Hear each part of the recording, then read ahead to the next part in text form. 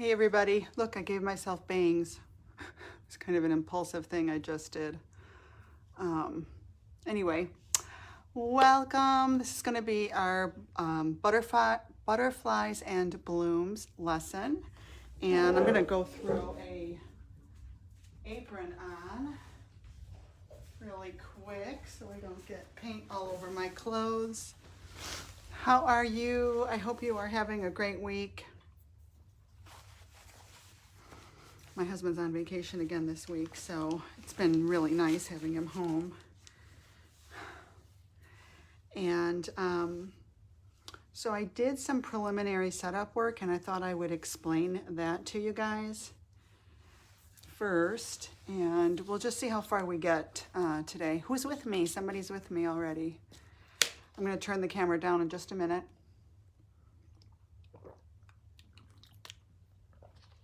Got a nice cold water. That's delicious. So I shared a couple of pictures. I really like this one. This is what I'm going to paint today. And I decided that I want to do my painting in acrylics on paper. So I have this birch panel board that I got from Michael's. I think it's 12 by 16. And then this is my Canson Excel watercolor paper that I cut to size. So let me explain what I typically do in case you don't know, because we do have a couple of new members. Yay! We have Anne and, oh, let me grab this. Matt. We have Anne and Teresa as new members here. So welcome, you guys. Welcome, welcome. Oh, I thought I had somebody here, but now they're gone. Oh, Tanya. Hi, Tanya. Tanya is still here. Yay. I guess I shouldn't bother looking at that thing up in the top that says that there's people watching because it kind of fades in and out. So what I do is I have a junky 11 by 14 mat, and I basically trace the corners of this shape onto my paper. And that's what I did already. So I'm going to turn the camera down. Hi, Teresa, and get started. Let's turn the camera down. There we go. And I'll explain what I did so far. And this is how I typically start my works when I'm working on paper. And I love painting on paper. And this is the Canson Excel watercolor paper. Comes in the blue, the pad with the blue cover. And what I did was it was an 11 by 15 sheet, and I turned it sideways because I don't need it. You know, I turned it sideways, and then I drew the lines on for this 8 by 10 area so that I make sure that my painting is going to go beyond the matte edge. And then I painted my ground layer, my ground color. And if you look at my reference, it's pretty similar. This is very green, which I don't know that that's the best color for a painting background, in my opinion. I think that it needed to be neutralized just a little bit more, so I think that's what I did. I just made it a little bit more muted, and to do that, I used my raw sienna. And Teresa, you probably don't know this. Oh, Teresa said something here. Let's see. I'm not having luck on paper. You might want to gesso your paper first then, Teresa. Or comment below what issues you're having with paper. It's got to be thick paper. Watercolor paper, like 140-pound paper. Not the 98-pound paper. So anyway, I've got my bead box with my primary colors in here. I've got 3 reds, a cool red, a medium red, and a warm red. Same thing with the yellows. I've got a cool yellow, warm yellow, and a neutral yellow, which is raw sienna, which is the main color I used for this background. And then I've got 3 blues, a cool blue, a warm blue, and a kind of neutral blue. So And that's all I'm going to use today. I might add some white, and I might add some Payne's Gray or some burnt umber if I need some darker darks. And typically you want to get your darks down first. And for a painting to really look good, it needs contrast. That's one of the main principles of a good painting. Got to have good contrast, good composition. To help with the composition, what I did is, let's get rid of this. Let's not pretend we did this yet. So, and also, I don't know, I don't think I've ever really talked about this all that much, but really, I put a lot of work into a painting before I even start painting.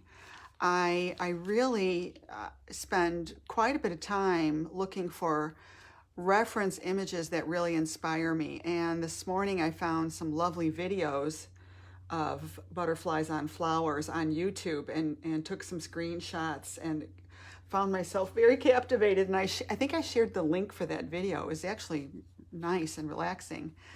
That kind of just gets me into it, you know. Hi, Tammy. And so then I went on Unsplash and found this photo and another one, and I decided to do this one. So once you find something, you know, that you like, and, you know, bear in mind that you can change things a little bit. You can change it up. You can use your artistic license. You're never going to find the perfect reference image. You have to kind of manipulate it a little bit. And you'll see I'm going to do that.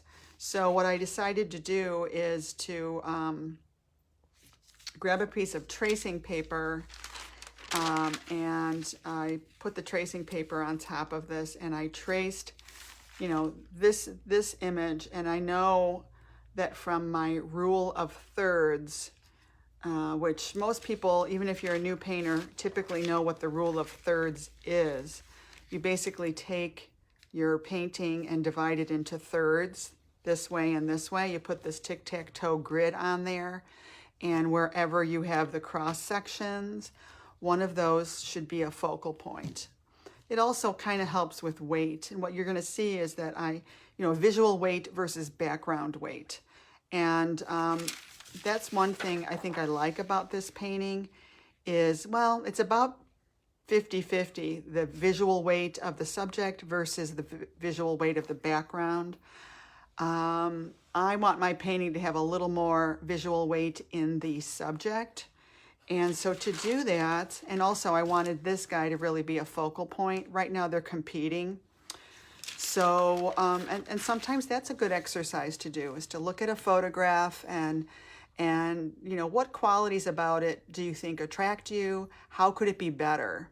Because, hey, you've got your artistic license. You can change that photo. Actually, you want to change that photo if you're using somebody's reference image, you know, they're copyrighted too.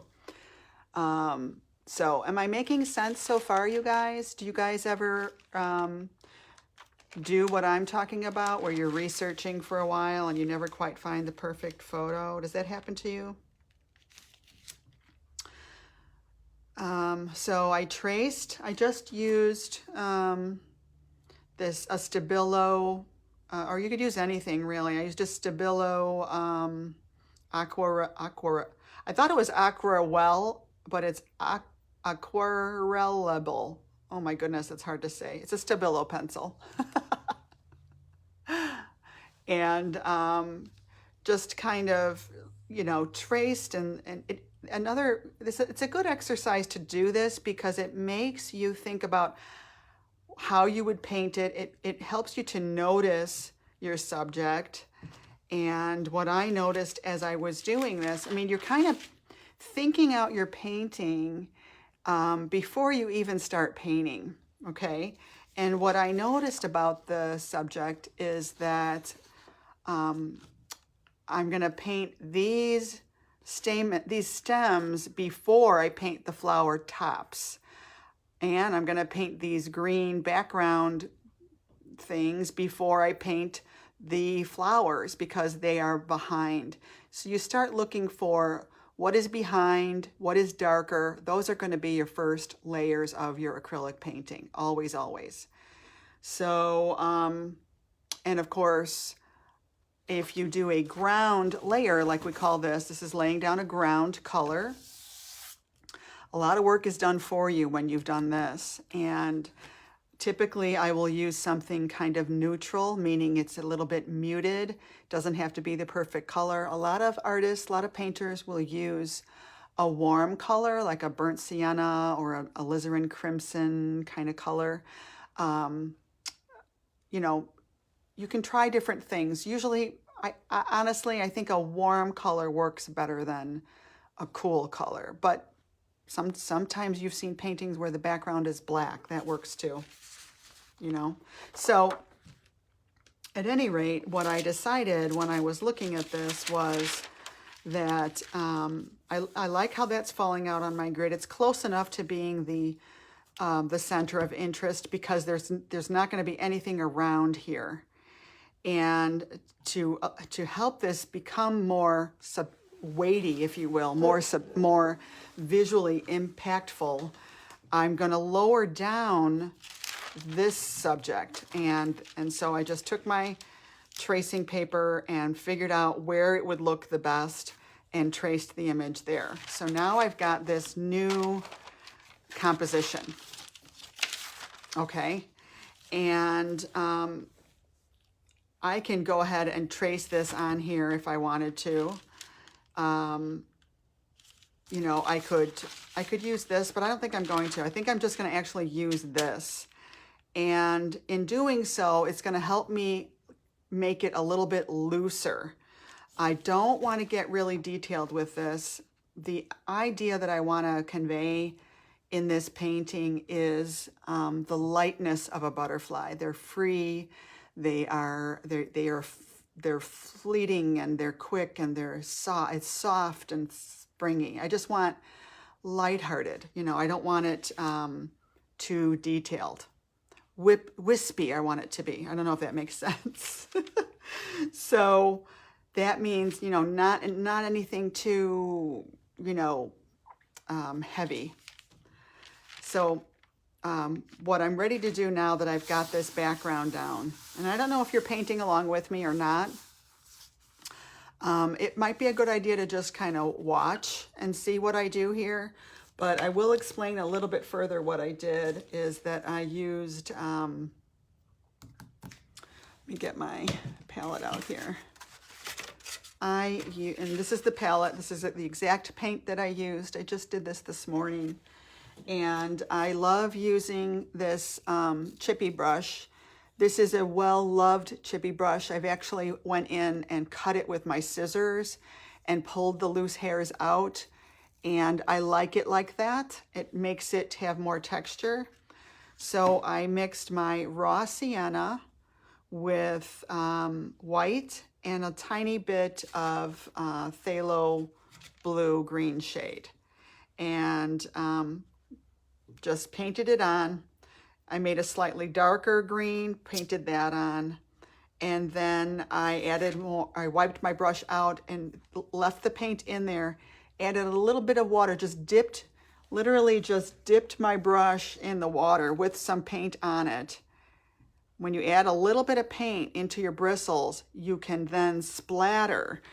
I don't usually splatter right from there. I usually come back on the plate and kind of do this to get some of the excess water off, because if you have too much, it'll splatter too big of a drop. I like little droplets, and that's what I did. I just splattered. You can hit it against your thumb or just be bold and go like this.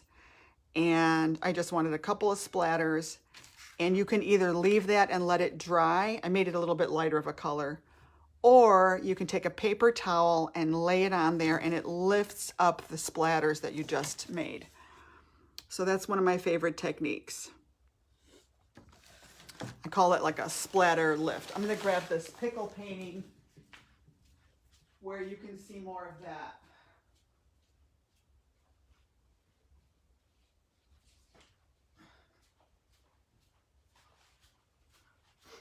So here's my pickle painting where you can really see that technique in action.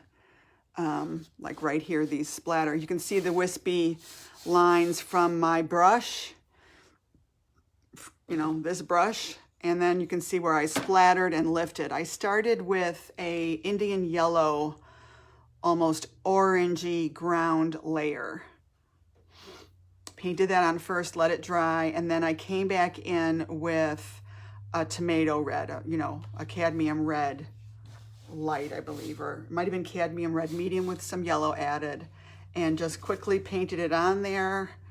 And then I splattered and hit it with my paper towel, and that's how you lift the other colors up. So anyway, fun technique.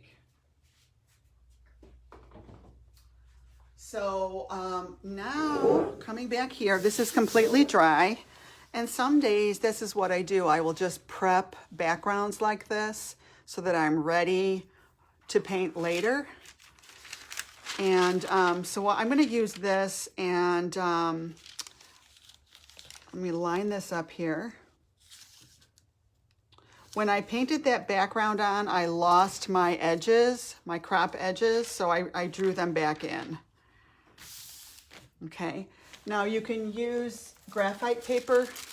This doesn't work real well though. I guess it's a cheap graphite paper to trace this on there.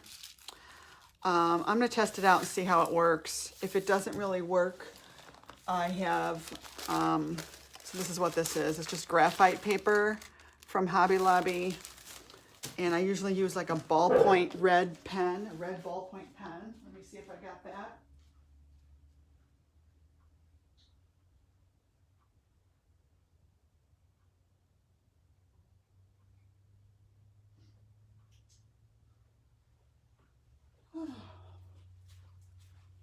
And let's see.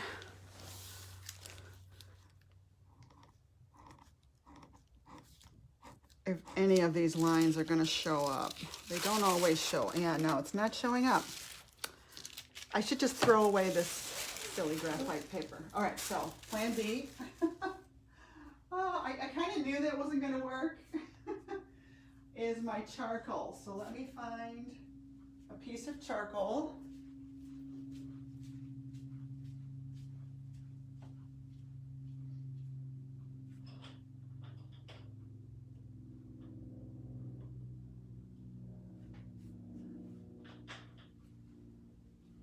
I wonder if this would work.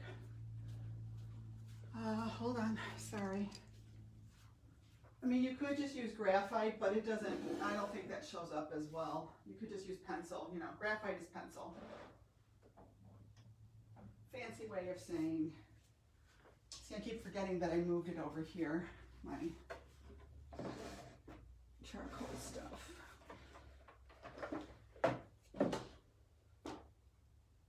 Okay.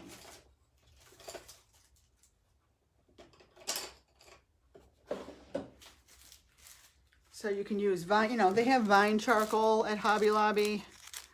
I had a little piece I was using for a long time, and it finally just broke and got so small that I completely lost it. So I have to take this back off of here. And I'm just gonna rub this along the back. I don't want that to transfer off. Hold on.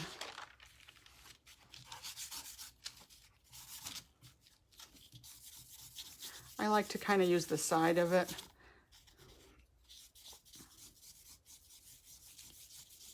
Have you guys ever done this before? And then I can like take a tissue and kind of spread this around. Back in the day, we used to use benzene, which is a bad chemical. And we would make our own graphite paper with benzene. Ay, ay, ay, the chemicals I've used.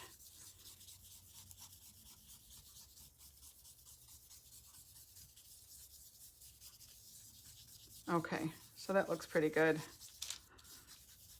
Now, if I were to turn this over and use it like this, it's gonna put way too much charcoal on my paper. I need to wipe some of it off. Of course, I don't wanna wipe off too much. So here's a little piece of paper towel.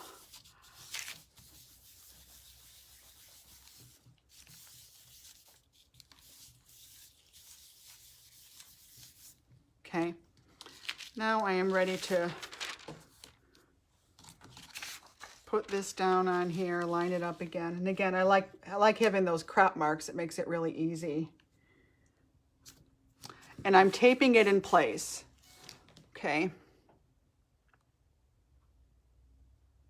Walmart. Okay, that's good to know. Walmart has better graphite paper. Honestly, I think I'm just going to stick with my charcoal. All right, so now you always want to test it out to make sure that this is going to work now, right? So ballpoint pen helps me to know which lines I've already drawn.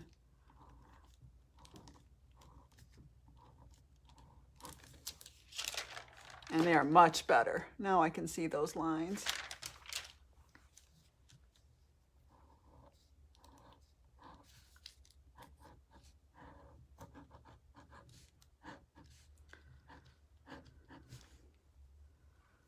Okay.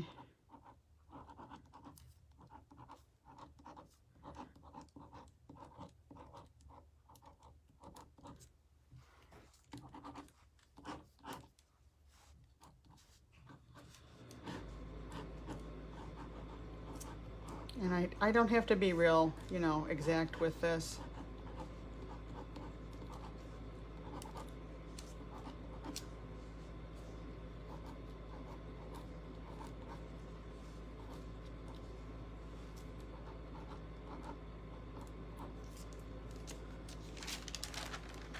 Okay.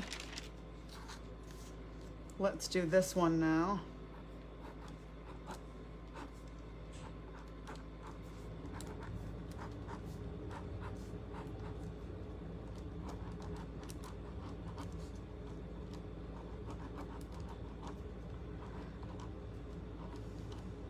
And remember, it, you know, it's not really going to be about the flowers, this painting. This is really going to be about the butterflies.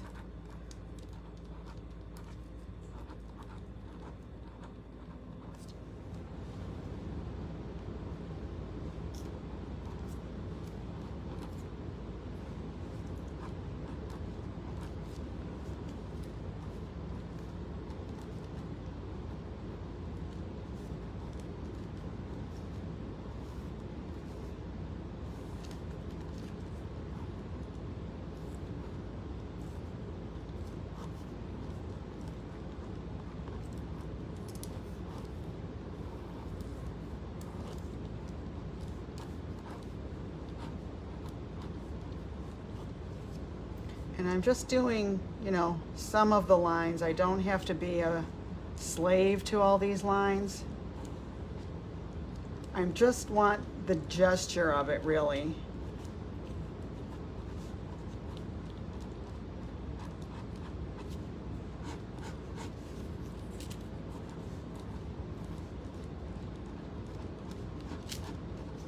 And, you know, the cool thing about this is that you could totally, like, look up, if there's a certain kind of butterfly that you like, you could look it up.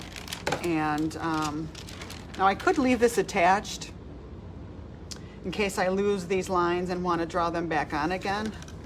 I could do that. Let's do that for the heck of it. That might be kind of cool, right? So I'm going to leave it attached. We get a little piece of tape. I finally got another roll of blue painter's tape.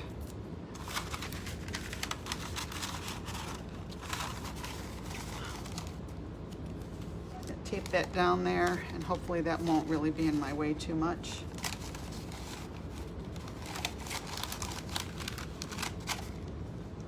Okay, wait.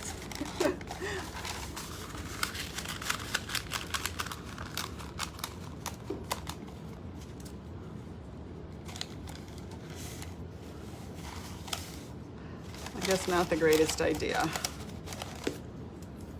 Just need another piece of tape.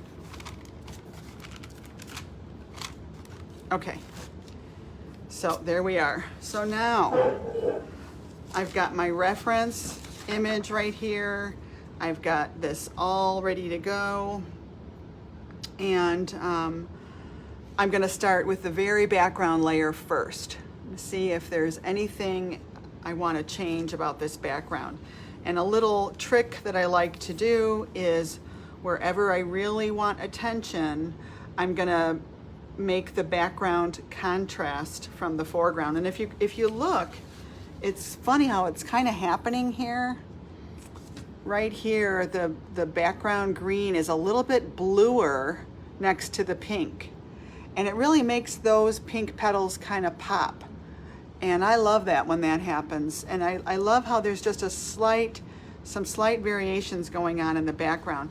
Now that I've got my subject placed, I know where I can put a little bit more oomph into the background. So that's what I'm gonna do first. I'm just gonna do a little tweaking to the background layer. That's what I'm gonna start with.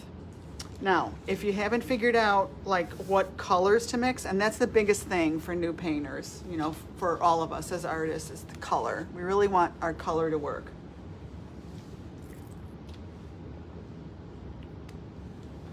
So I kind of have a color scheme figured out, and we've been talking about color schemes in our, you know, in our recent lessons. We've been talking about picking 5 colors, you know, keeping it simple. Of course, we always use our same palette of colors, no matter what yours are. Keep using those colors so that you're intimately familiar with those particular pigments, and that you need to get to know what you're going to get when you mix them every which way, you know. So you might want to do a color chart like this, where you just mix, you know, this is Hansa Yellow Light, this is my cool yellow, my warm yellow, my neutral yellow, CYM is Cad Yellow Medium, TRS is Transparent Raw Sienna. And then I took quinacridone Magenta, quinacridone Red, and Naphthol Red, and mixed that in and put it on each one of those. And so on and so on. You know, I just basically took these 9 colors and mixed them every which way, you know, for it as a color chart. And this lesson isn't really about color charts, so I don't want to get into that too much, but it's important. The main thing I'm saying is it's really important for you to become intimately familiar with your particular palette of colors, whatever it is. And I just usually suggest a warm and a cool of each primary, and then add yourself like a neutral gray, black, white, maybe Payne's gray, maybe burnt umber, brown, you know, and that's it. That's all you need. And then as you get more experienced, you can add more colors, and that's a lot of fun, adding more colors. If you have a particular subject that you paint, like let me turn the camera back up on myself since I'm talking so much. If there's a particular type of painting that you typically do, like let's say you do a lot of florals, then you're definitely going to want to get really good, vibrant yellows and pinks, and, you know, or at least one. You're gonna probably want quinacridone Magenta. You're gonna probably want a Cad Orange. You're gonna want a really a more expensive yellows, because yellows have the least pigment in them, the least tinting strength. So a cheap yellow, a craft yellow paint, just looks dead, you know. And same thing with orange. Orange is very difficult to make look vibrant. Orange can look dead unless you're using a really good quality brand. So, you know, but I say, you know, don't go out and buy the expensive brands right away. You don't even need to buy all the expensive brands. I think I was just telling Teresa, if it's an earth colors are the browns and the umbers and the siennas. You don't need to get that in a name brand. Get that in the cheap brand, you know. Get the student grade paint at the craft store. But when it comes to, if you're a floral painter and you really want your flowers to pop, you're gonna want a really nice clean pink, you know, really vivid, you know, and a really nice yellow. And then you can mix that yellow and that pink together and get a great red, and so on and so forth. So same thing with greens. You're gonna want some really nice greens, or conversely, you can mix your own greens. So anyway, I'm digressing so much here. Well, when we come up with our color palette here, we're gonna basically just simplify it and make it 5 colors. Okay, so you know, a dark color, a light color, 2 midtones, and a pop color. If you, I mean, that's a really simple way of looking at it, you know. And if I look at this painting, you know, it's arbitrary. It doesn't matter what I call my dark color. I've got a dark green, and then I've got this dark, I don't know, brown in the butterfly. It could be purple too. You know, very often, a lot of painters don't even use black. They will use, like you can mix alizarin crimson with, which is a red for all intents and purposes. You can mix alizarin crimson with phthalo green and get a really dark, you know. And then if you add a blue to it, it's really dark, you know. If you take your darkest colors, mix them together, you're going to make your own black. You know, it's common sense, you know. And, you know, you'll come up with your particular dark mix that you really love, you know. Or you can buy a Payne's Gray, you know, or sometimes I just absolutely love using black, you know. It's totally, that's what's so beautiful about being a painter, is you get to be, you figure out your own thing. You figure out what works for you, you know. Yeah, Tammy loves Payne's Gray. I love Payne's Gray too. I've got Golden's Payne's Gray right here. So anyway, if I'm looking at this, I might decide that I really want a dark purple to be my dark. And maybe my light color is going to be this, it's almost a very pale muted yellow green, you know, which is kind of what I have in my background. It's kind of, you know, it's kind of this palette that I used. I think I used this last week. So it's this, I don't know, it's this muted, it's neutral. This is pretty in a painting. It'll go in anybody's house. That's why I like it, you know. So it's kind of this background. Oh, Denise, you're here. Yay. I love Payne's Gray, thus the background of my, yeah, Payne's Gray is a lovely neutral. Yes. It's a blue-gray, right? It's a dark blue-gray. Okay, so we talked about a dark in here, a light in here, 2 midtones. You know, my 2 midtones, maybe the midtones.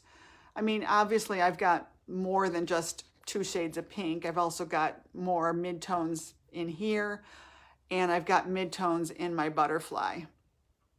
So when I was looking at this, if I decided I like this, but there's some parts about it that I don't like, it's kind of all midtone. You know what I mean? Who's to say that I have to paint it all midtone? I don't. I could totally change it up and change the key. That's called the key. I can make it all high key, which very often a high key painting has a lighthearted feel to it. If you Google high key colors, high key paintings, Monet did a lot of high key paintings, you know. Low key would be like a night scene. And then there's mid key. I mean, this is all very middle of the road, which is kind of but I can make it a much more dramatic if I wanted to. I can make this foreground, I can make this guy really dominate, you know, really push it forward more, make it a little bit darker than it is in the reference image, is what I'm talking about. And I'm thinking about these things as I'm thinking about my colors, you know. So, and that's what I did here. I just kind of, and then, so think about your midtones, at least 2 dominating midtones, whatever you think you want it to be, you know, probably going to be my pinks, let's say. And maybe I'll use the same pink mixture in my butterfly, because I do see some pink reflecting on him, and I want him to be a pinky orange, okay? And I know already that I'm going to harmonize my colors automatically if I use some of the same color in all my color mixes. Does that make sense? So maybe I'm going to use yellow in all these colors, and that'll harmonize them all instantly. And I do want there to be some pop on there as well. And my pop could be, you know, we talked about this last week, or in a couple of lessons I've been talking about this. I don't know when. Your pop color can be, you know, it's just something that's very different. It sticks out because it's not on the painting anywhere else, you know. Like oftentimes I will use teal. Golden brand teal will be my pop color. I could put a pop color on my butterfly. Sometimes butterflies have a little bit of blue on them and they're like, oh, look at that, it's so pretty. So maybe my pop color would be teal or blue, or maybe it's a hot pink, you know, or orange. You know, who knows? I don't know what it's going to be yet. Maybe orange would be a really nice pop color on this, or yellow, you know, or lime green, you know, who knows? So many choices. But anyway, I played around with some colors, just a little bit of color mixing, just to kind of figure out, well, what'll work here. And I think I've got a decent idea of what I want to use. And so what happens, I'm going to turn my camera back down again. What happens is I start to get excited. I start to feel a little bit more like, okay, yeah, I think I got a plan together. I think I know what I'm going to do. And the painting just almost paints itself. I know you don't believe me, but when you put the groundwork in like that, it makes it flow. It just flows. If you're ever painting and you don't know what you're doing, you don't know why you're painting this color in this area, then you need to kind of stop and back up and go, okay, well, let's see. Let me use some reasoning. What's my thought process on what I'm doing right now? Don't just paint without thinking. Does that make sense, you guys? Like, I'm gonna start laying down some darks next to where my pop pink petals are going to be, but the reason, I know the reason, and I already told you, the reason why I'm going to darken the background in some spots is so that the pink will pop forward more.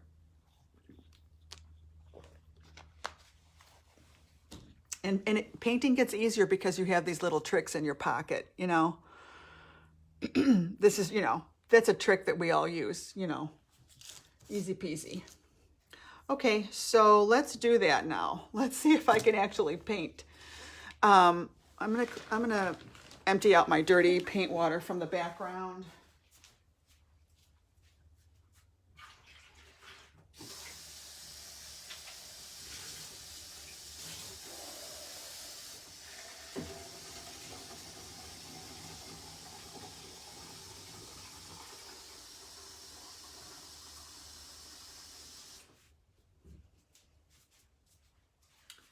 And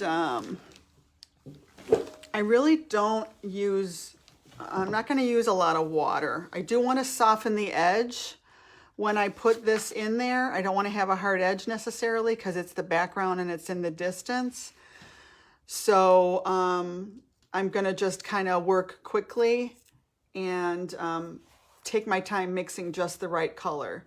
So I'm just going to use a flat 1/2-inch brush. And I always start with a wet brush. So I'm dipping it in the water, but I am wiping it off. And I'm also going to dab it onto a paper towel. Let me grab some paper towels. And I think it's a good idea to have, you know, 5 or 6 paper towels or a rag nearby so that you don't get, so you don't have to stop and go look for stuff. All right, so there's a few paper towels. And I usually just keep it in my hand or keep it nearby. All right, I wish I could show you my paint palette while I'm doing this. So let's see, hopefully we can make this all fit, right? And actually what I'm gonna do is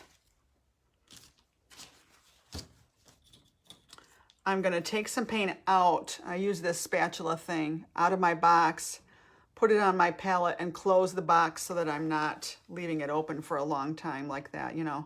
So I'm going to take some of my quinacridone magenta, put that over here, wipe this off.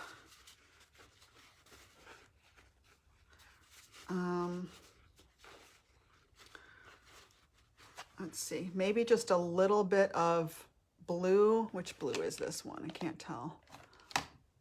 Yeah, I'm going to get a little bit of Phthalo Blue. Now, Phthalo Blue green shade is a mighty powerful color. You do not need much of it at all. And if you're new to color mixing, mix a small amount of paint first. And and then once you got it figured out, then mix yourself a bigger batch.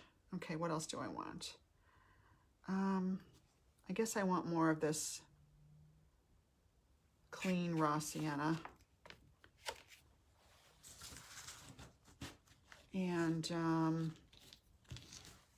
I might get just a little tiny bit of my Indanthrene blue right there. It'll help me make a dark color if I need to make a really dark color. And maybe that's good for now, I think. Oh, maybe a little bit of my Quin Red. Okay. And of course I've got a bottle of white paint over here, but I squeezed a bunch in there. Okay, so now I got my palette and I've got another mixing surface and I want to come up with this slightly darker color. So let's do that. Let's see. And anytime I'm mixing a color, I usually grab the lighter color first.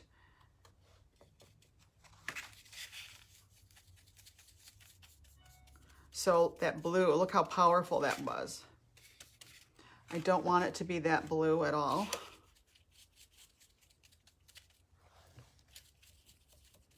So now it's a lot greener.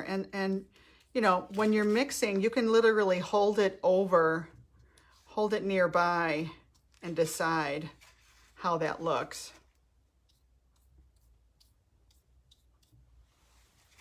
It's not dark enough, so I'm going to add a little, make it a little bit darker.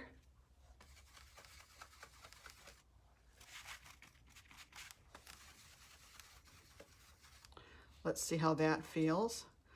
This is a little bit of strategy here, making this corner darker. Anytime you darken corners, it kind of subtly frames your painting.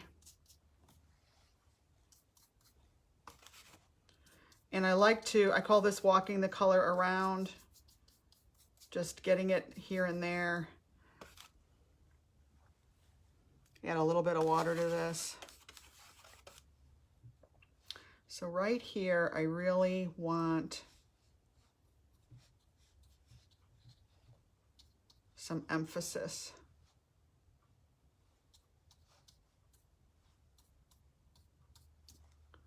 It's almost creating a little eye path. Can you see it?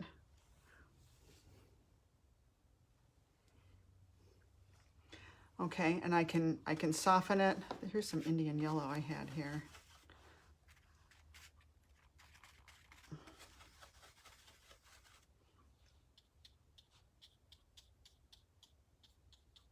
So maybe I'm going to add some more little vibrant patches here and there. Oops.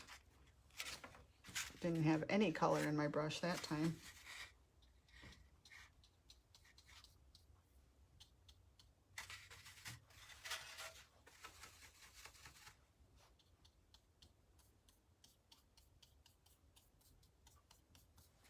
And we're just trying to be a little bit abstract there with that. Now I noticed that it's lighter over here in my reference. It's light in the background, so I think I want to do that.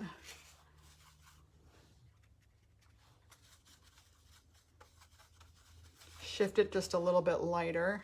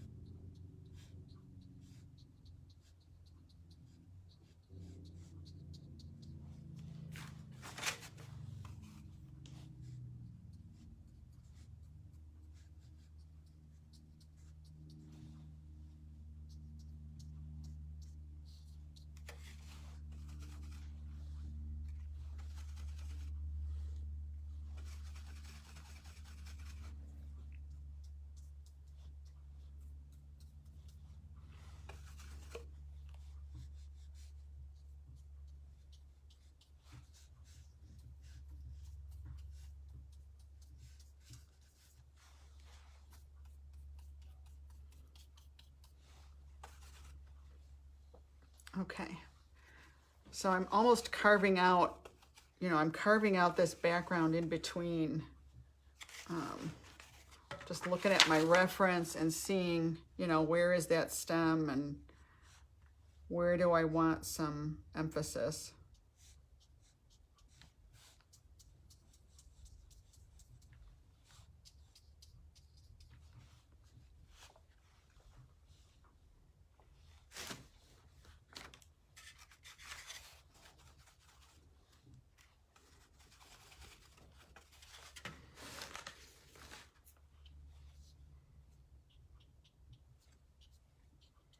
So I have to get in between those petals now so that I can add them on top later.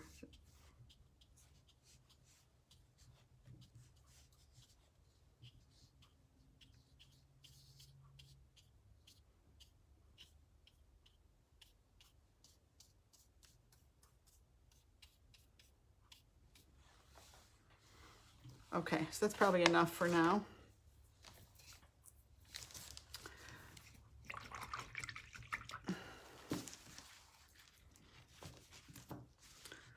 All right, so now I've gotten a little bit of background work in there. I could come in and soften some things just maybe a little bit.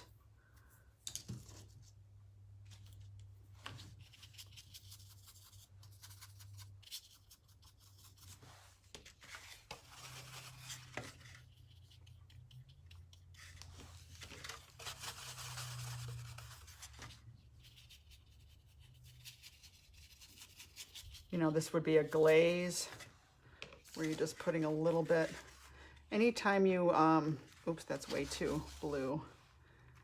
Anytime you want something to really push back into the background, you know, it's bluer and it's whiter. And that will really, you know, give that atmospheric perspective.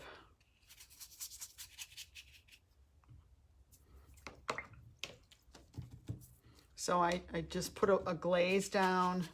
I can still remove it if it feels like too much.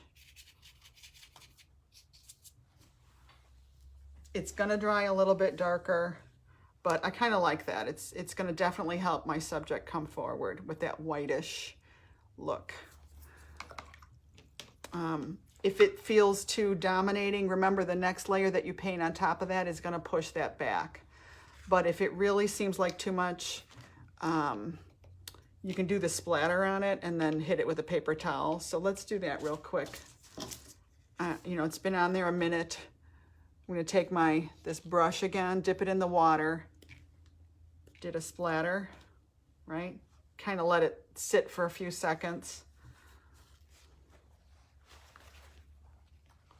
And then you just lay this on there and lightly press and lift. It'll kind of lift up some of that paint so that because I love seeing my striations of my original brushwork that I did. Does that make sense? So,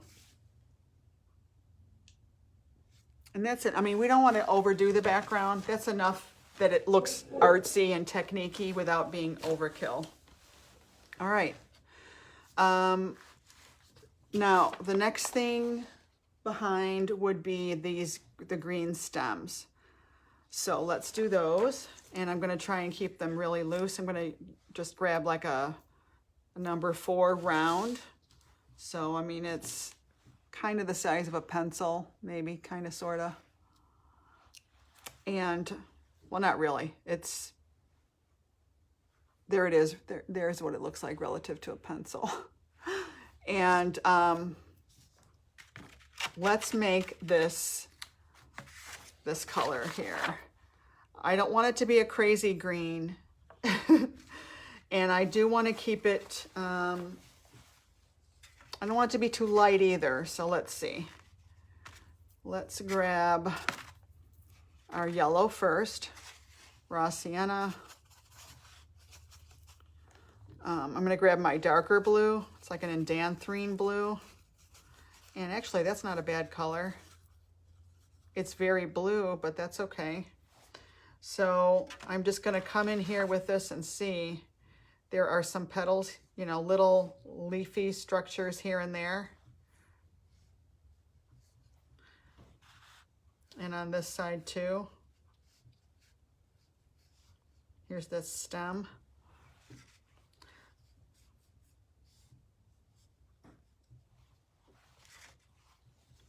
I don't want to be a slave to having to paint all of these leaves in. It just won't be enjoyable for me. So I'm trying to hold my brush loosely and just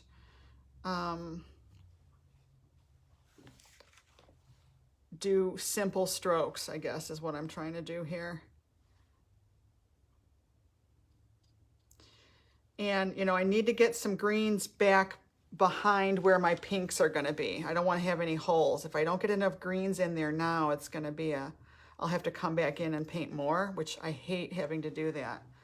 So I'd rather have more than not enough.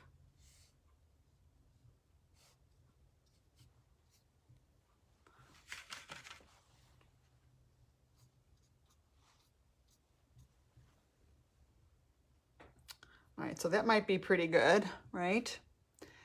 And I'm going to move the comments aside so I can see my painting here. Looks pretty good. Now I'm ready for a different shade of green.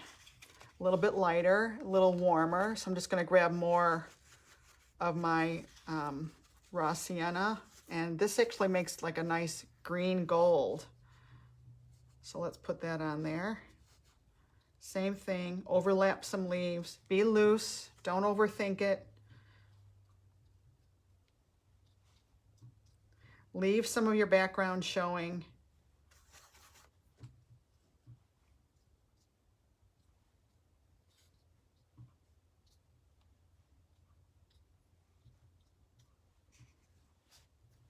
You know, nobody's going to be looking at your reference and seeing that you didn't paint the exact leaves. You know, no one's going to know that. And then maybe another shade of green, maybe a little more yellowish. Needs to be just a little greener. So I'm going to go back to my palette box and grab a different yellow. Even if I just use my Cad Yellow Deep right away, it gives me a very different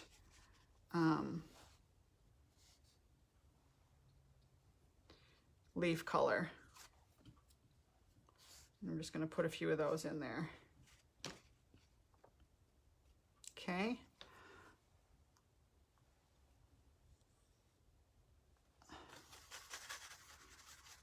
We'll do just a little bit of the green.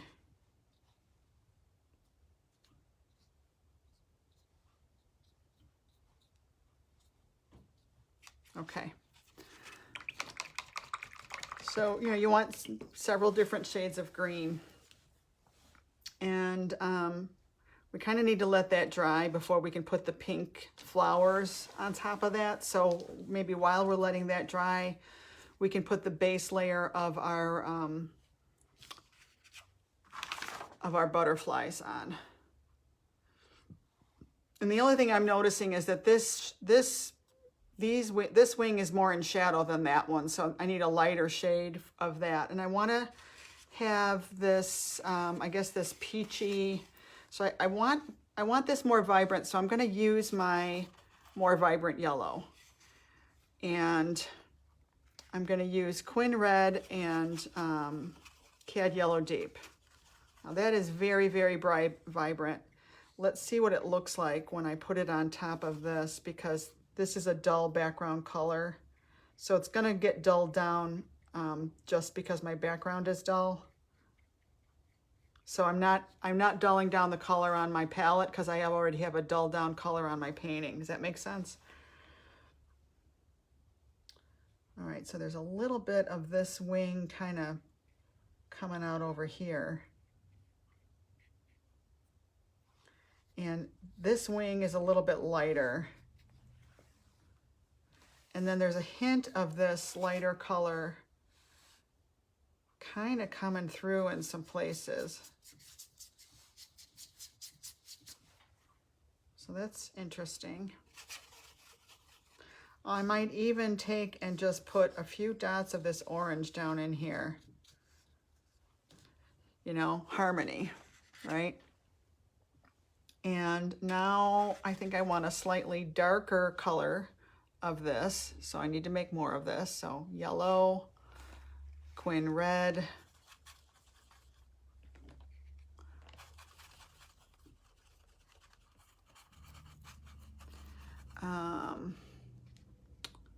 I think I want to darken it with a tiny bit of my Untitled Blue. Oh, that might be a mistake. It's going to make it go green. But it did neutralize it just a little bit. Let's add some magenta to this. That'll darken it a little bit. Let's see how this looks.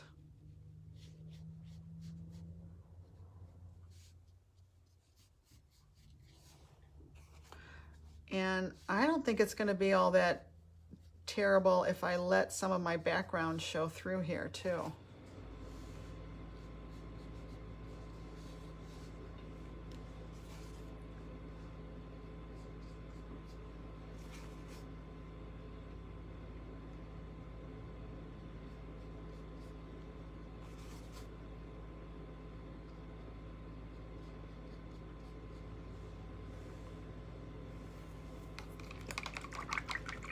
So remember, these are layers. We're gonna layer. I think I want that muted shade again.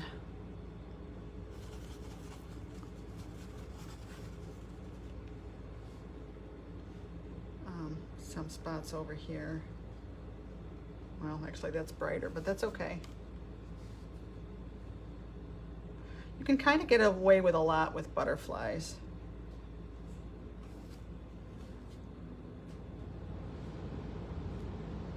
And we're going to have some reflection too of,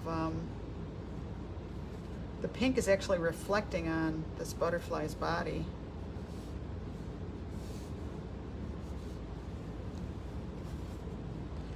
And definitely that wing needs to look more vibrant. So another thing, instead of always adding white to lighten a color, try yellow.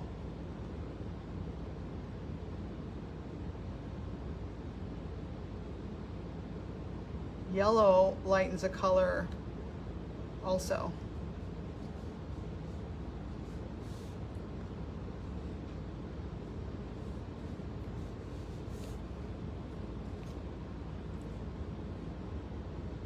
This is the fun way to paint, right, guys? I'm not being a slave to every detail.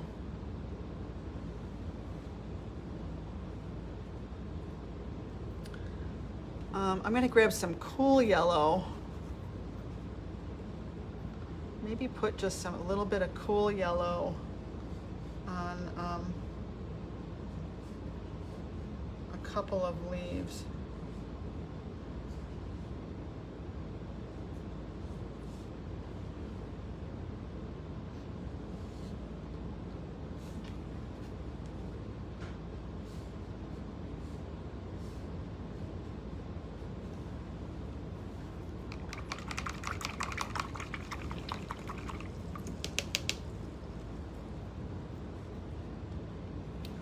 All right, so this seems pretty dry. I'm gonna see if there's any comments from you guys yet.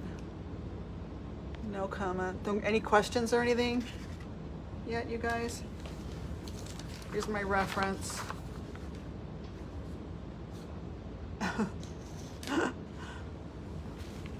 Okay, so now I think I'm ready to get some pinks on there. And you know, that's another good point. You want to work on all areas of a painting. You don't want to like get your butterflies completely done or get your stems completely done, because color affects color. You need to work on all areas of the painting kind of simultaneously. So I've done nothing on the flowers at all. So it makes much more sense for me to work on the flowers now than to continue working on all the other areas that have already been worked on.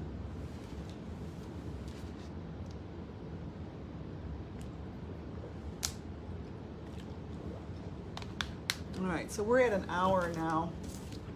And I don't know, I'm gonna keep going. If you have to go, I totally understand. But if you can stay, that's great too. All right, so I'm gonna use quinacridone magenta and some quin red, right?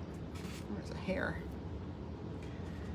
And I'm gonna add some white to this.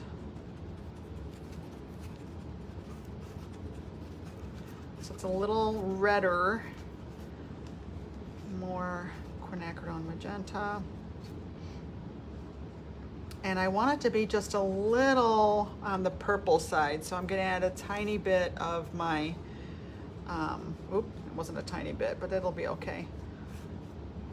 Ultramarine blue, right? And remember I said I know I wanna do these stems first.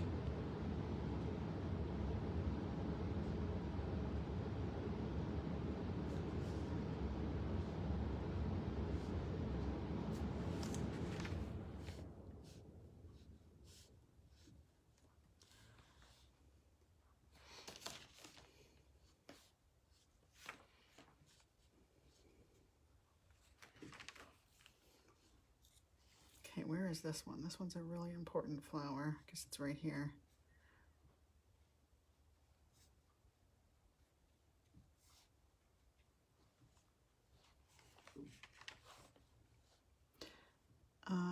Let's see. Yeah, I almost see pink right on him too. So I'm gonna put pink on him as if it's reflecting.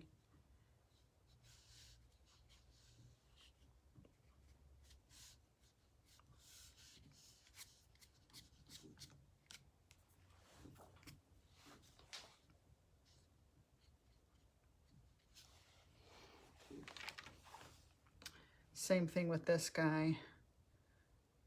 Let's see, where's his eye? I kind of losing track of what's what with this guy.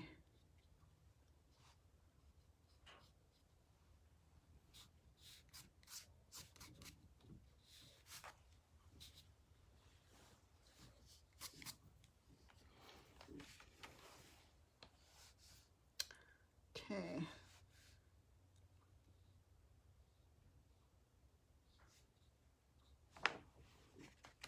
So I'm just trying to get these like stamen looking things in here. And because I drew petals, I know where to kind of put a stamen.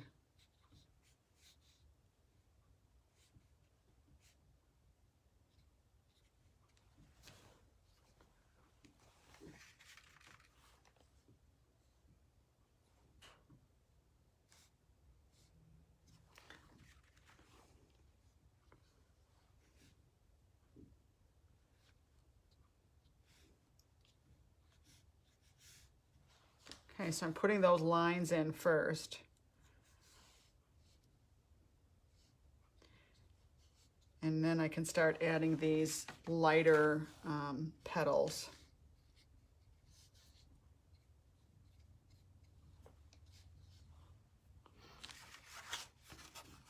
So I need more of this color.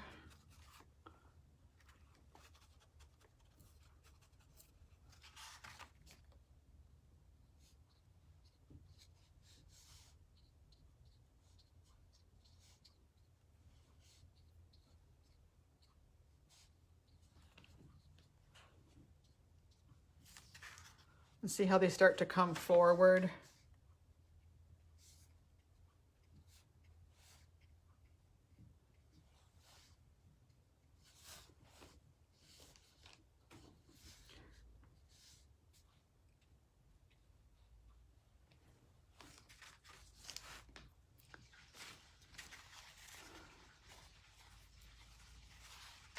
My hubby's home.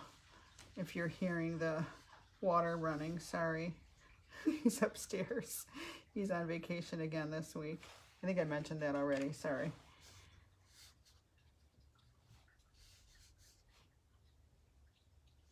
So now I'm just looking for everywhere I had little flower petals.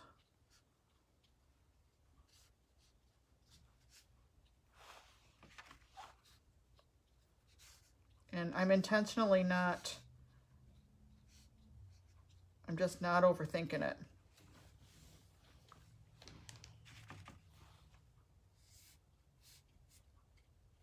Just takes all the joy out of it if I do that.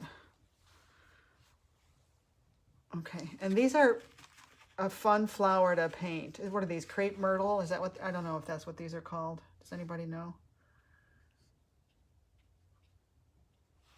And then you can add even lighter petals, you know, because there are some places where the sun is really hitting them.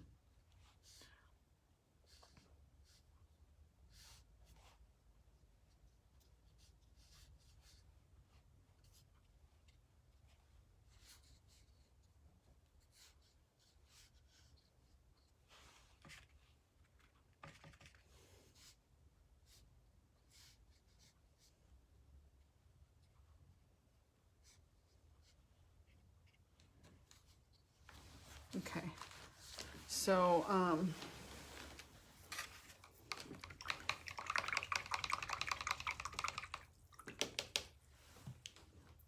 that is not bad. So now, let's see. I mean, you know, now I can go in and really detail in the background in some of these places if I want to. Sometimes I'll use a, you know, a flat tip brush just for this purpose.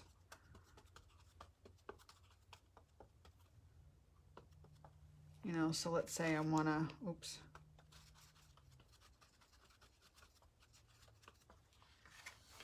Come in here and just kind of define some of this just a tiny bit more.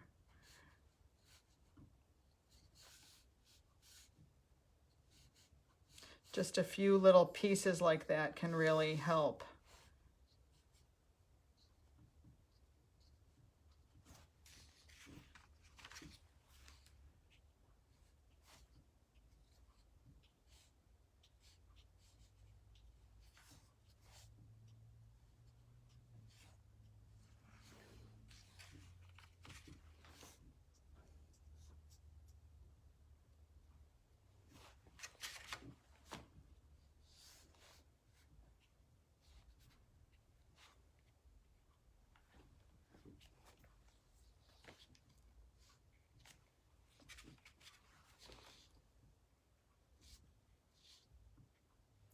Maybe I'll even use this, you know, right on the edge of this butterfly too. There is a bit of a, like little pieces of light on the very edge of his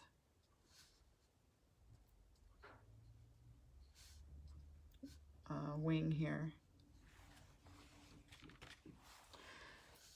So now that you got the whole picture in there, you can see I definitely need more contrast here in my focal point.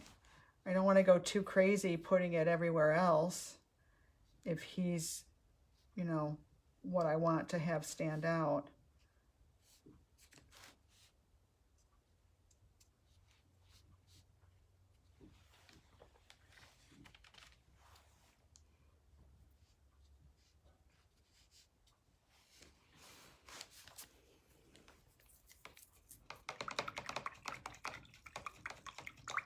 Okay, Teresa, she's probably gone. I totally get it if you gotta run, no problem. I can use a detail brush and put some of these little details in here now with a really nice dark. I mean, you could even make it a mixed media painting and just go into using a paint pen or, you know, pastels or whatever you might want to use. I think I do want to use maybe Well, let's try the Payne's Gray and put those cute little legs in. I don't know if it's going to come out of my spigot here. Oh, it is. Good. Maybe I'll, let's see if we can use Payne's Gray.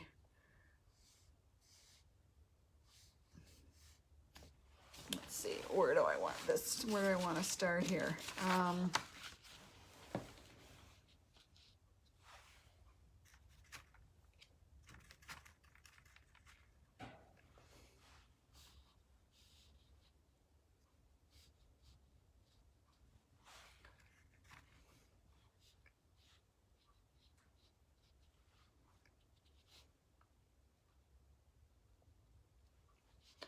Let's get his little, is this his eye? I think this is his eye.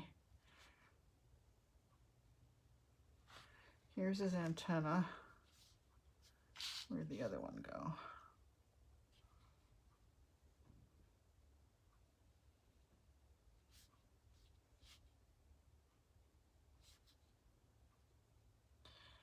And if you look at butterflies too long, they really are kind of weird creatures. I mean, they're sweet and everything, but man, they're kind of weird too.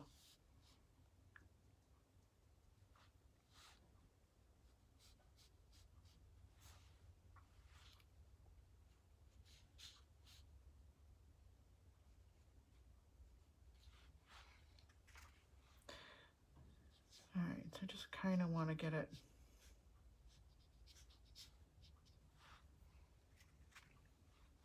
without having to, you know,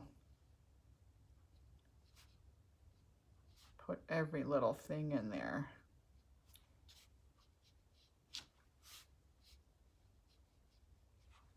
You know?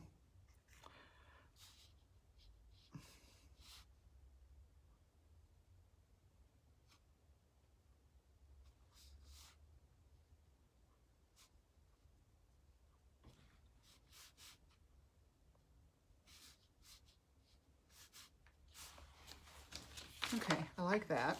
Now because he's not the important one.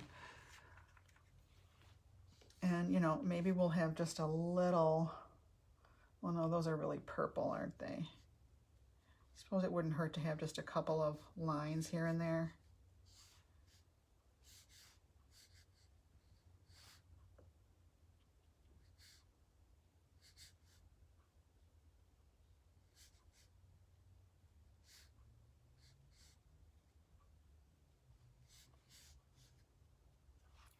Okay, now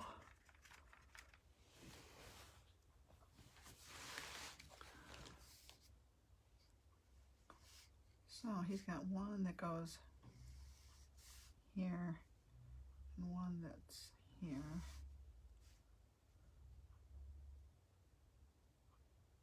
This is his eye.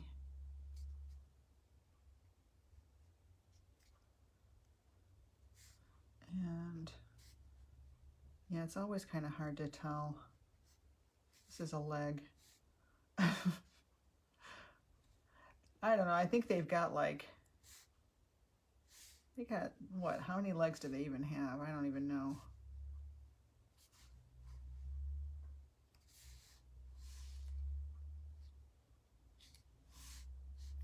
Okay, this is a stripe that goes like here. This goes like here.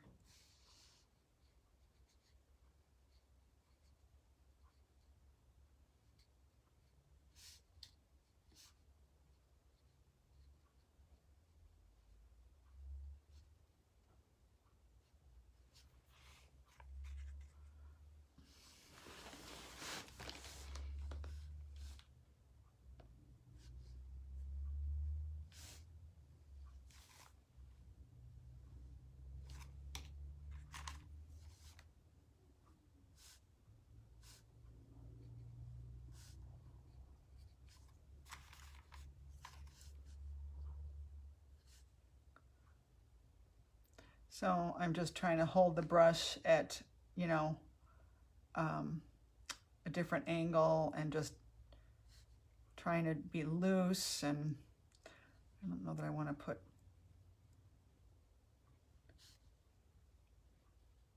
too much of a dark color on that side, but I put a little bit. Okay.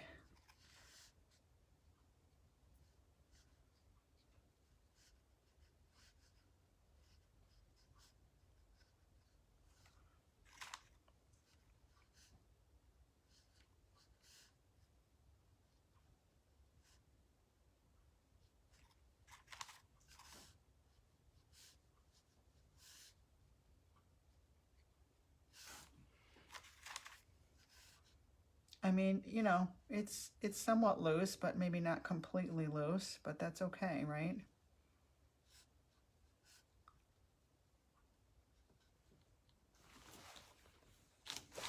All right, at least we see him now. So I'm going to use a lighter, actually it's kind of a, almost looks like a magenta line on this highlighted wing.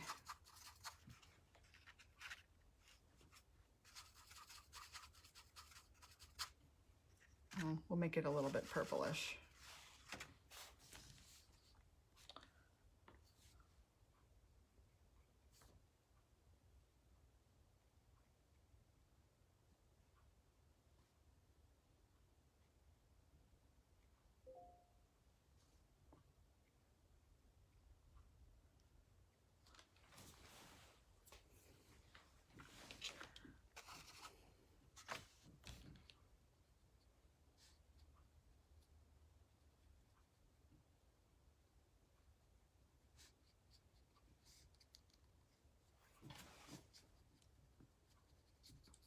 Just kind of making this a little bit darker down here.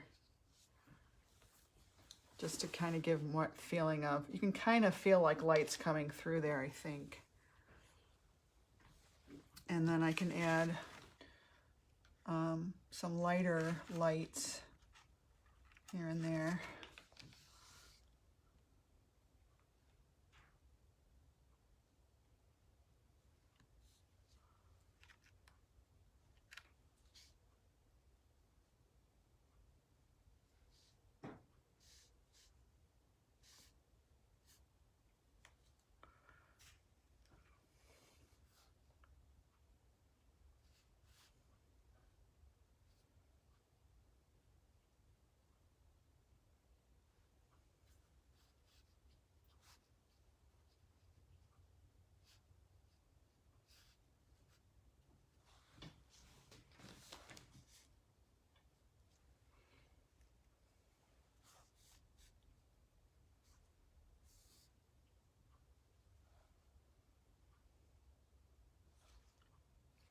Got a bit of a highlight on his leg.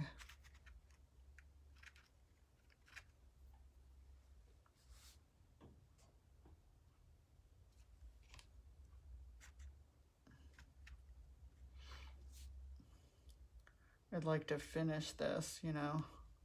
Oh, that helped a lot. Maybe there's a little bit of highlight on the top of his head too. And then there's some reflective light kind of coming through his wing, but I don't think that would be as white of a white, you know, so don't know.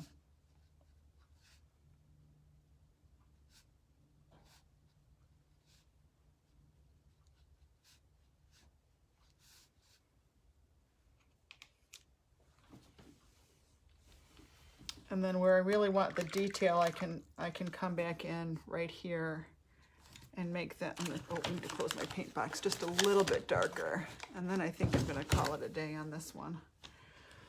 I can always come back in with paint pens and stuff, but, and maybe even, well, no, maybe not. I was gonna say lime green on the background, but no, I don't wanna do that because then the background would be too dominating. But like right here, since he's so important, I really want to paint that background in really clean. So I'm just gonna mix up that background color. At least I don't have to do a big area, a real big area. And I don't know what color I want. Let's try this. Maybe if we make it a little more yellow there, I don't know.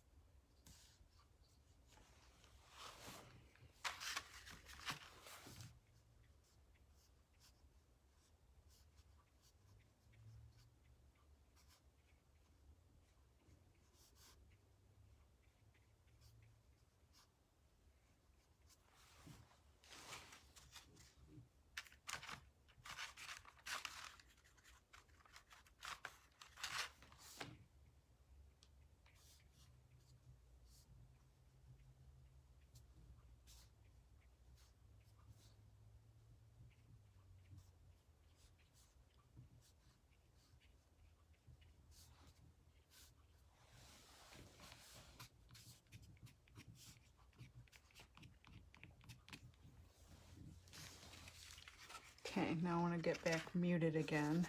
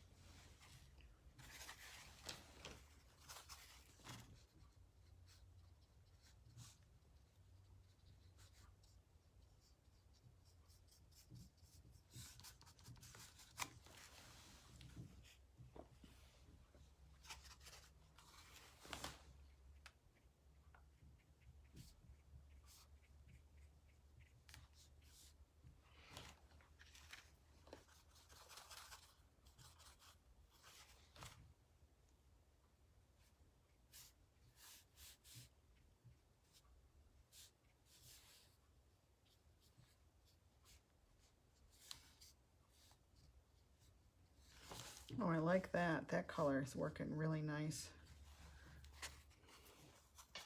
Especially with the orange.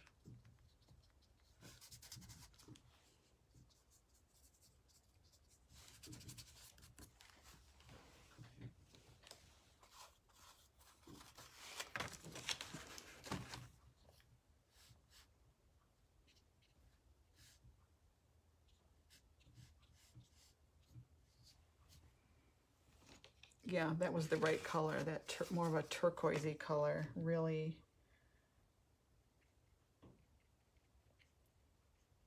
I think that really helped.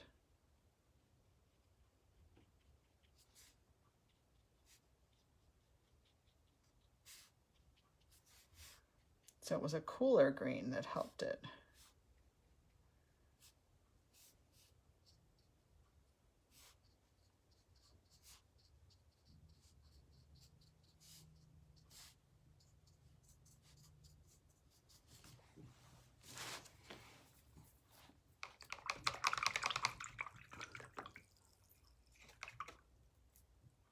You like the dark area behind the butterfly? Yeah. Up here. Did I get too light? So let me soften this edge.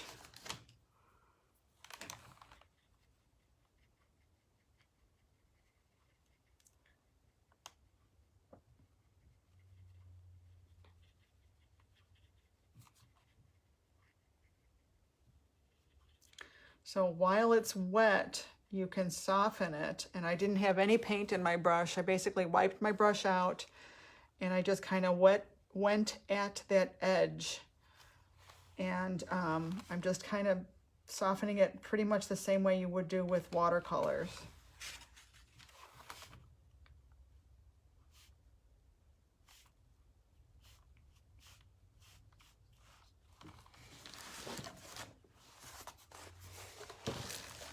Yeah, oh, that's much better. And now, I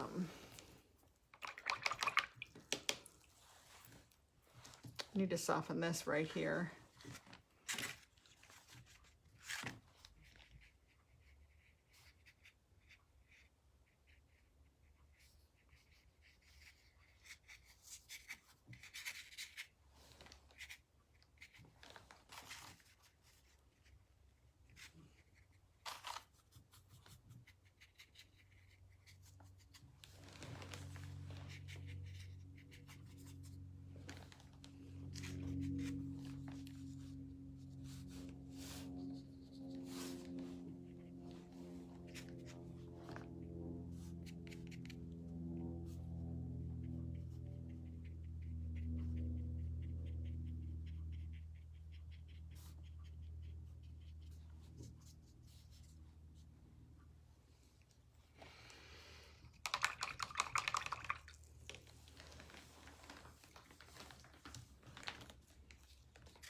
And then, yeah, I mean, I think it needs just a little, I love how this is getting more shadowy in here. It needs just a few more purples, I think. And he needs to be just a little bit darker right here. So I'm just gonna put like a glaze, make him a little bit darker. Maybe I'll use my Payne's Gray, really watered down.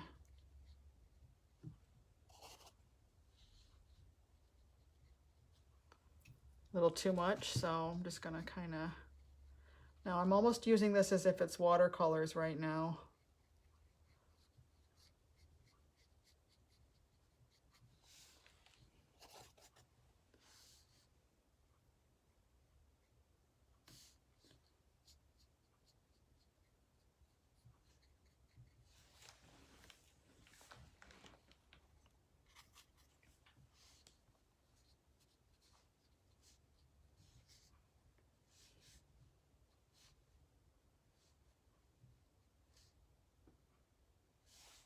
And there's also a really dark stamen right here.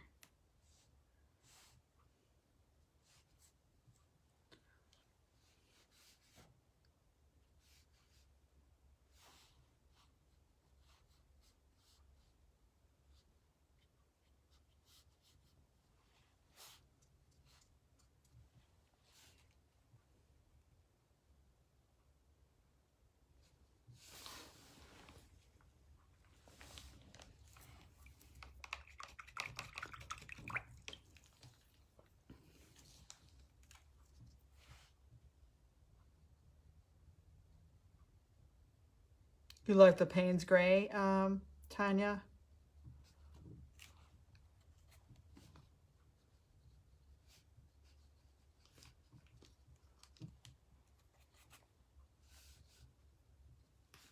Yeah, I don't know. Hopefully this will show up on the, I don't know exactly where my edge is here.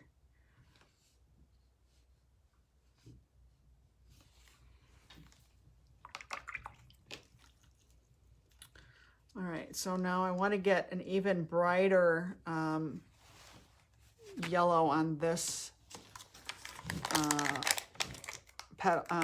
wing.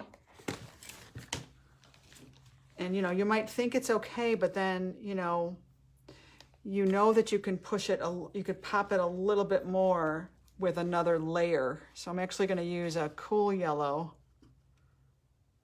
See what happens if I put some cool yellow on here.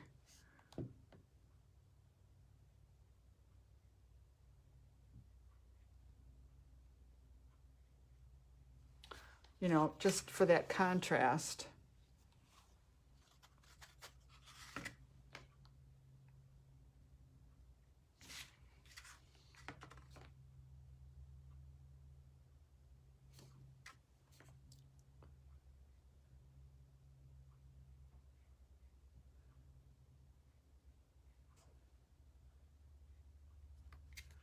It really does have that wispy thing going on.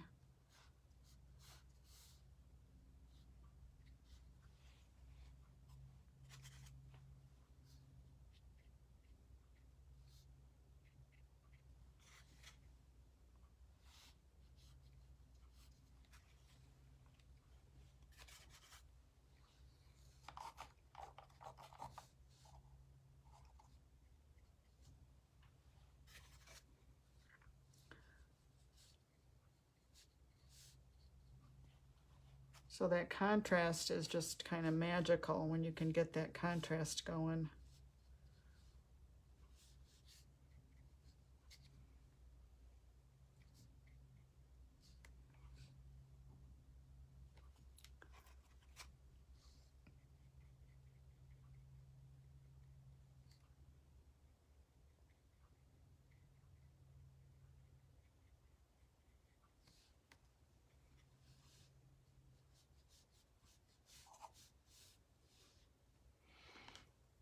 And I really need a real vibrant orange now.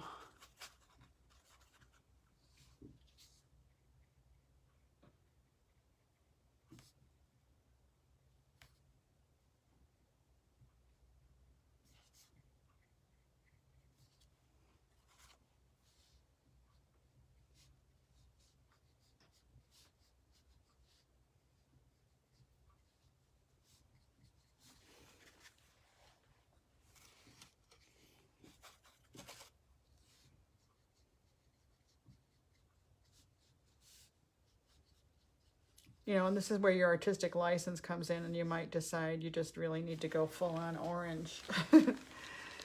And I think I might also put some of this in the flowers too now. So I'm adding some orangey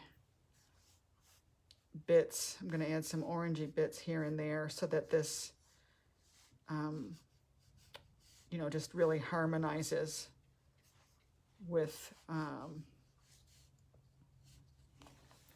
the butterflies a little bit more.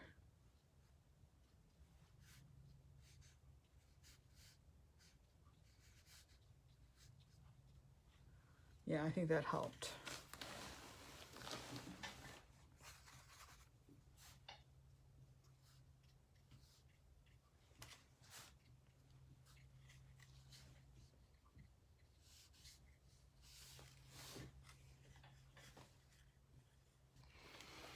So anyway, oh, we've been going quite a while.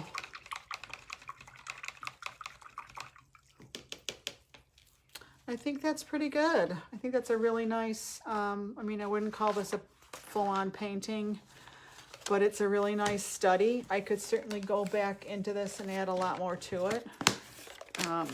When I get to this point with a painting, and I didn't need to, I mean, I guess I could have put this back down and maybe I will leave this on here in case I want to redraw any parts that got lost. I forgot I could have done that. But this is the point where I would just take a little break and, you know, maybe I'll come back in and do some purples in here. But I got kind of tired of looking at this now. Hi, Helen. Oh, hi. Oh, it's so great that you could pop in. But, and also this would be the point where I would take a picture of it and maybe turn it black and white, see where I need to pump up more contrast or what have you.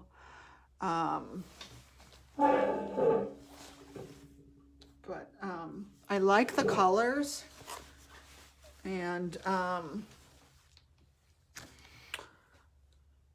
do like it. It needs more work for sure, but I don't know that I feel like doing it. Is it terrible? Are you still there, Helen? Oh my God, it's so nice to see you. I went at my bangs with a razor. Oh my God, I might have done a little too much. Ay, I don't know. So yeah, let me see what it looks like when I look at it in there. Oh yeah, if I get back from it, it's not bad. Definitely could use just a little bit more. I need to pull this together here a little bit more. But you know, when you get to the point where you know you've got your color harmony going, you've got all the layers put on there, and it just looks a little disjointed here and there. You like my hair like that? Thank you. Take a break from it and come back to it later. I really cut it a lot last time. I just kind of went at it. And the bangs, I just took them and twisted them. I saw some girl this morning. She took her bangs. You do a little short triangle parting. Don't go in too deep. And then you twist it. You put a little, and you can do this dry if you have a razor. You probably don't have a razor. And you just kind of, you know, with the straight razor, that's what I did.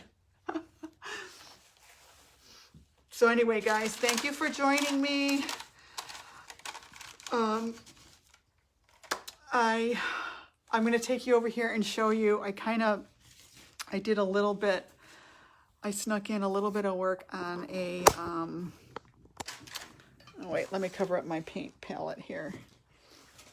A little bit of work on one of my,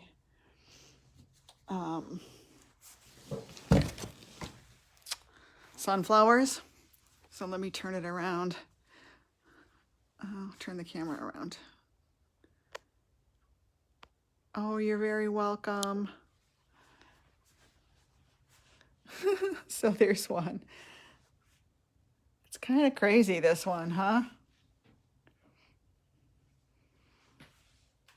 I don't know. I don't know if I like it, but Tanya likes it. Yeah. Thank you, Tanya. You're always so sweet to me. All right. right, well, what else is going on with you guys? Oops, I'm trying to turn the camera back again. Hold on.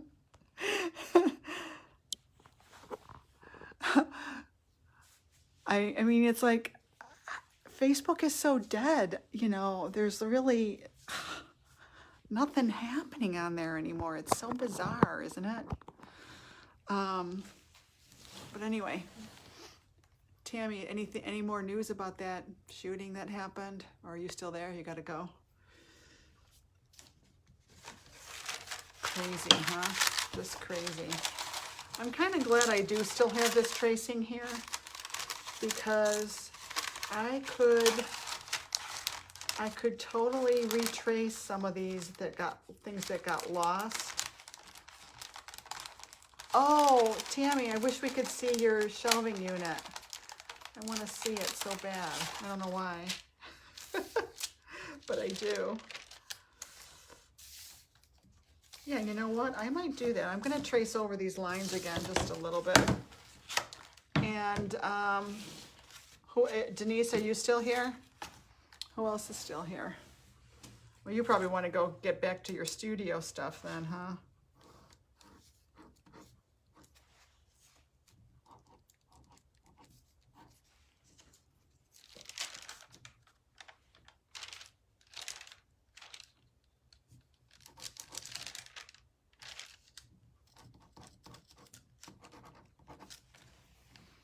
Tanya's still there. I don't look at the news too much. They're demanding release of body camera. I'm taking a break. Yeah, I don't blame you. It's crapola.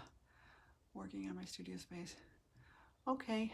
Yay. Well, all right then, guys. Thank you so much for joining me.